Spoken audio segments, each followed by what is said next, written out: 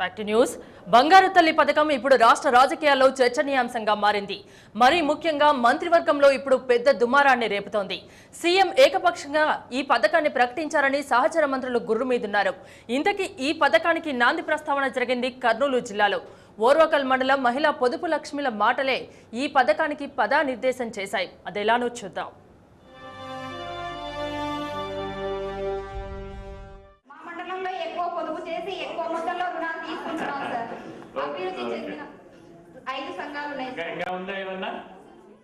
ఇక్కడ కనిపిస్తున్న ఈమె పేరు సంధ్య. గతేడాది సెప్టెంబర్ 4న కర్నూలు జిల్లా ఇందిరమ్మ బాటలో సీఎం కిరణ్ తో ఈమన్న మాటలు రాష్ట్రంలోని ఆడబిడ్డలకు వరంగా మారాయి. పుడితే ఆడపిల్లగానే పుట్టాలి, అది ఆంధ్ర రాష్ట్రంలోనే పుట్టాలి. విన్నారుగా ఏమందో? పుడితే ఆడబిడ్డగా పుట్టాలి, అది ఆంధ్రప్రదేశ్లోనే పుట్టాలన్న సంధ్య మాటలే ముఖ్యమంత్రి చెవుల్లో మారుమోగాయి. కొత్త ఆలోచనలకు, సరికొత్త పథకాన్ని రూపకల్పనకు సంధ్య మాటలే స్ఫూర్తినిచ్చాయి. ఆడబిడ్డను భారంగా ఎవరూ పరిగణించరాదని సీఎం తలచారు. మహిళలను మరింత ప్రగతి పదాన నడపడానికి సంధ్య మాటలే స్ఫూర్తిగా ముఖ్యమంత్రి కిరణ్ కుమార్ బంగారు తల్లి పథకాన్ని ప్రకటించారు. ఈ పథకం ప్రకటించినప్పుడు కూడా ముఖ్యమంత్రి ఓర్వకల్ మండలం పొదుపు లక్ష్మి మాటలను యావత్ ప్రజానీకానికి గుర్తు చేశారు. కర్నూలు జిల్లాలో ఒకసారి ఇందిరమ్మ బాటకు పోయినప్పుడు అక్కడున్న CRP resource person, community resource person మాట్లాడుతూ ఆమె ఒక 7-8 రాష్ట్రాల్లో తిరిగి వచ్చిన తర్వాత ఆమె మాట్లాడుతూ ఒక మాట చెప్పింది. సార్, నాకు ఇంకో జీవితం అనేది ఉంటే నేను మళ్ళా భగవంతుడు నాకు ప్రత్యక్షమై ఏమిగా పుడతావని నన్ను అడిగితే నేను ఆమెతో చెప్తాను, భగవంతునితో చెప్తాను, పుడితే ఆడపిల్లగానే పుట్టాలి, పుడితే ఆంధ్రప్రదేశ్లోనే పుట్టాలని ఎప్పుడైతే ఆ సిఆర్పి చెప్పిందో అప్పుడు ఆలోచన ఇంకా తీవ్రంగా పెట్టి ఖచ్చితంగా ఆడపిల్లల కోసం ఇంకా ఎక్కువ చేయాల్సిన అవసరం ఉన్నది, ఈ వ్యత్యాసాన్ని తగ్గించేదానికని బంగారు తల్లి అనే స్కీమ్ను అనౌన్స్ చేసే జరుగుతా ఉందనేది. ముఖ్యమంత్రికి ఇంత స్ఫూర్తినిచ్చిన ఓర్వకల్ పొదుపు లక్ష్మిల గొప్పతనం ప్రపంచ గుర్తింపు పొందింది. ఓర్వకల్ మండలంలోని 8,000 మంది పేద మహిళలు సాధించిన ఆర్థిక ప్రగతి దేశ విదేశాలకు మార్గదర్శకంగా నిలిచింది. ముఖ్యమంత్రి కిరణ్ కుమార్ స్వయంగా ఈ విషయాన్ని ప్రకటించి వారిలో మరింత స్ఫూర్తినిచ్చారు. ప్రపంచంలోనే అతి ఎక్కువ మంది పేదవారిని వారిని దరిద్ర రేఖంటే పైకి తెచ్చిన దాంట్లో ఉపయోగకరంగా ఉందని ప్రపంచ బ్యాంకే మనకు వారు ఒక సర్టిఫికెట్ ఇచ్చారు. ఖచ్చితంగా దాంట్లో ఏదో ఒక భాగం ఈ ఓర్వకల్ మండలం సంబంధించిన మహిళా సభ్యులకు ఖచ్చితంగా చెబుతుంది. పొదుపు పాఠాలు నేర్చుకోవడానికి దేశ విదేశాల నుంచి కూడా అధికారులు ఓర్వకల్ మండలానికి వస్తుంటారు. అలాగే ఇక్కడి పొదుపు మహిళలు వేరే రాష్ట్రాలకి కూడా వెళ్లి అవగాహన కల్పించొస్తుంటారు. ఇలా రోమ్, శ్రీలంకలోని కొలంబో వెళ్లి పొదుపు పాఠాలు చెప్పిన ఘనత ఓర్వకల్ పొదుపు లక్ష్మిది. నేను పేదరికం నుండి బయటపడినాను సార్.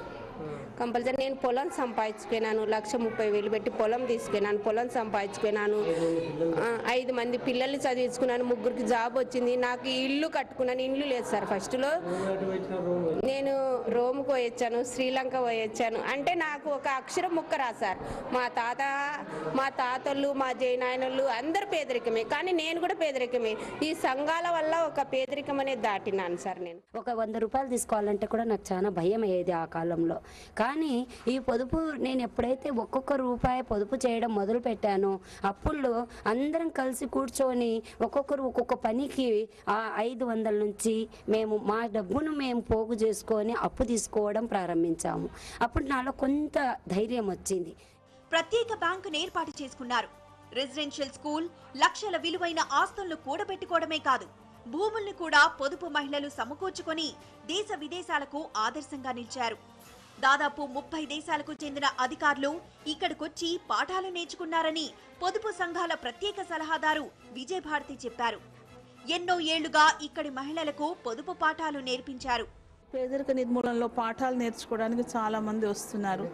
నిన్న దాకా మొన్న 17 దేశాల నుంచి వచ్చారు. నిన్న దాదాపు నాకు తెలిసి ఇప్పటికి ఒక 30 దేశాల నుంచి ఇక్కడికి వచ్చి ఉంటారు.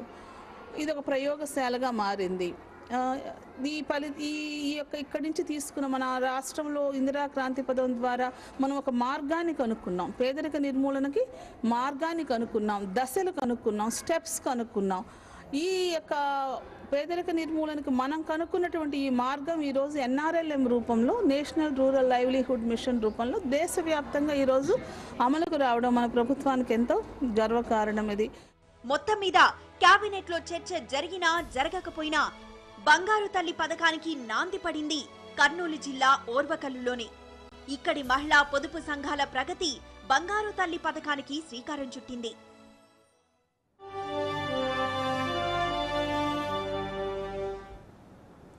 టీడీపీని తిరిగి అధికారంలోకి తీసుకువచ్చేందుకు చంద్రబాబు కష్టపడుతుంటే విజయనగరం జిల్లాలో మాత్రం ఆ పార్టీ జెండా వెలిసిపోతోంది. రోజుకొక్కరు చొప్పున పార్టీని వీడుతుంటే జిల్లాలో నాయకత్వం లేమితో అల్లాడుతోంది టీడీపీ.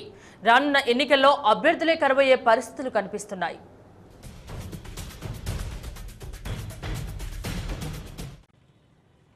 తెలుగుదేశం పార్టీకి ఒకప్పుడు కంచుకోటగా వెలిగిన విజయనగరం జిల్లాలో ఇప్పుడు ఆ పార్టీ పరిస్థితి నానాటికి తీసికట్టుగా మారుతోంది. అధినాయకత్వం మీద అసంతృప్తితోనో ఇతర కారణాలతోనో అనేక మంది నాయకులు టీడీపీకి దూరం అవుతున్నారు. నాయకులు బయటకు వెళ్లడమే గాని గత 2 ఏళ్లుగా ఆ పార్టీలోకి కొత్తగా ఎవరూ రాలేదు.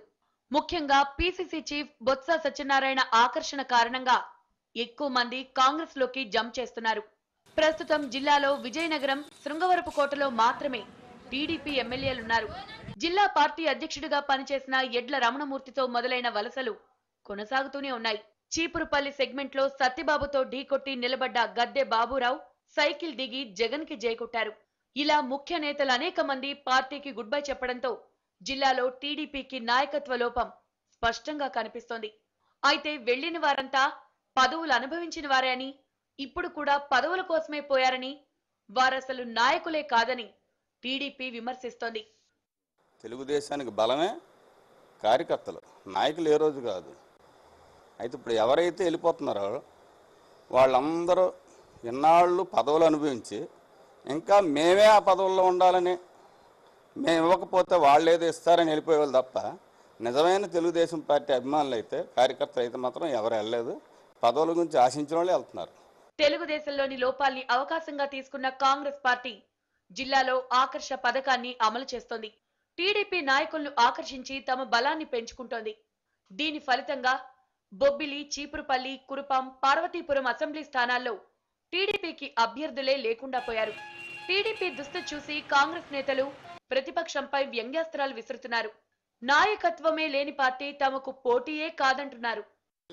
ఆరోపణలే తప్ప మేమేవో ఆశలు చూపించి వచ్చే పరిస్థితి కాదు. ఇక్కడ ప్రతిపక్ష పార్టీలకి అసలు నాయకత్వమే లేదు ఈ జిల్లాలో. ఇవాళ తెలుగుదేశం పార్టీకి కానీ ఇంకో కొత్తగా వచ్చే పార్టీలు కానీ నాయకత్వం లేనప్పుడు ఇంకా వాళ్ళతో మాకు పోటీ చేయడం అనేది మా ప్రశ్న. విజయనగరం జిల్లాలో టీడీపీకి పూర్వ వైభవం రావాలంటే పార్టీలో యువతరాన్ని ప్రోత్సహించాల్సింది. ప్రత్యామ్నాయ నాయకత్వంతోనే కాంగ్రెస్ కు ధీటుగా తయారు కాగలదని రాజకీయ విశ్లేషకులు భావిస్తున్నారు.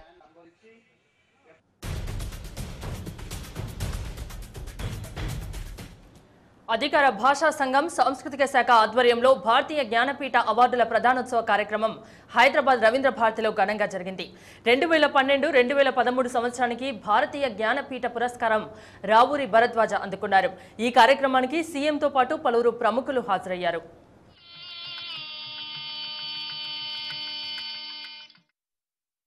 అధికార భాషా సంఘం సాంస్కృతిక శాఖ ఆధ్వర్యంలో భారతీయ జ్ఞానపీఠ అవార్డుల ప్రధానోత్సవం హైదరాబాద్లోని రవీంద్ర భారతిలో ఘనంగా జరిగింది.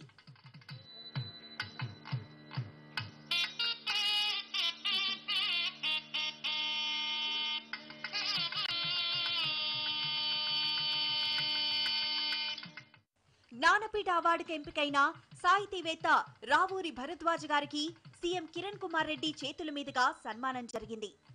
ఈ కార్యక్రమానికి తెలుగు అధికార భాషా సంఘం అధ్యక్షుడు బుద్ధప్రసాద్, వట్టి వసంతకుమార్, డాక్టర్ సి నారాయణ రెడ్డి, నన్నపనేని రాజకుమారి హాజరయ్యారు.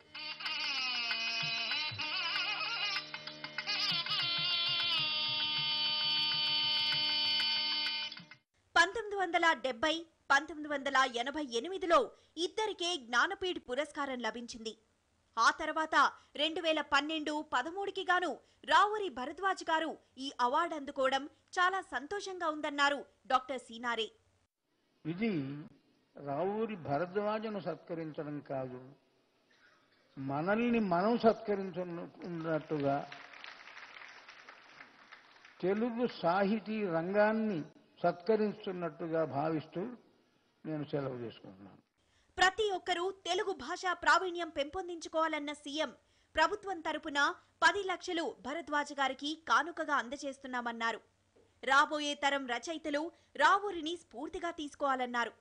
తెలుగు భాషా సంస్కృతి కోసం మొట్టమొదటిసారిగా 25 కోట్ల రూపాయల నిధులు కేటాయించామన్న సీఎం రానున్న కాలంలో తెలుగు భాషను మరింత అభివృద్ధి పరిచే దిశగా అంతా ప్రయత్నించాలన్నారు. ఇంత ఉన్నత స్థాయికి ఎదిగాడంటే కేవలం ఆయన అనుభవాలే ఈడి వరకు తీసుకొని వచ్చాయి. జ్ఞానపీఠ్ వర్క్ అనేది స్పష్టంగా మనకు అర్థమవుతా ఉంది. ఈ సంవత్సరం అంతా కూడా భాషా సంస్కృతి వికాస సంవత్సరంగా మనం ప్రకటించుకొని దానికి బడ్జెట్లో కూడా మొట్టమొదటిసారి 25 కోట్ల రూపాయలు తెలుగు భాష కోసం, సంస్కృతి కోసం, సాంప్రదాయాల కోసం ఇది అందించే విధంగా ఉండాలనే ఉద్దేశంతో మనం తెలుగు బాట అనే కార్యక్రమం స్కూల్స్ మొదలైన తర్వాత దీన్ని మొదలు పెట్టడం జరుగుతుంది. ముఖ్యమంత్రి చేతుల మీదుగా ఈ అవార్డు అందుకోవడం చాలా సంతోషంగా ఉందని, నా కష్టమే ఇవాళ నన్ను ఈ అవార్డు అందుకునేలా చేసిందన్నారు అవార్డు గ్రహీత భరద్వాజ. ఇది నేను అనుకున్నది కాదు, ఊహించింది కూడా కాదు. ఎవరు ఆశీర్వదించినా, ఎవరు చెప్పించినా సత్కార్యాల తాలూకు ఫలితాలు, వాటిని అనుభవించిన వారి సదభిప్రాయాలు ఎప్పుడూ ఉంటాయండి. మీ దయా హృదయాలను నాకు ఈ రూపంలో ప్రసాదించి భగవంతునికి మీకు నమస్కరిస్తూ నేను సెలవు తీసుకుంటాను. తెలుగు భాషను మరింత అభివృద్ధి చేయడానికి నిధులు కేటాయిస్తున్నామని, రానున్న కాలంలో దేశవ్యాప్తంగా తెలుగు భాషా ప్రావీణ్యం చాటి చెప్పేందుకు అంతా కృషి చేయాలన్నారు ముఖ్యమంత్రి.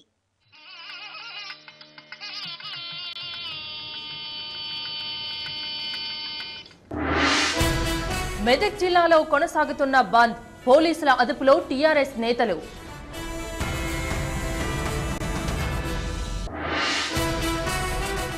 పంజాబ్లో నేడు సరబ్జిత్ సింగ్ అంత్యక్రియలు, దేశవ్యాప్తంగా కొనసాగుతున్న నిరసనలు. టెస్ట్ ట్యూబ్ బేబీ సెంటర్ల మోసం, స్పందించిన మానవ హక్కుల కమిషన్.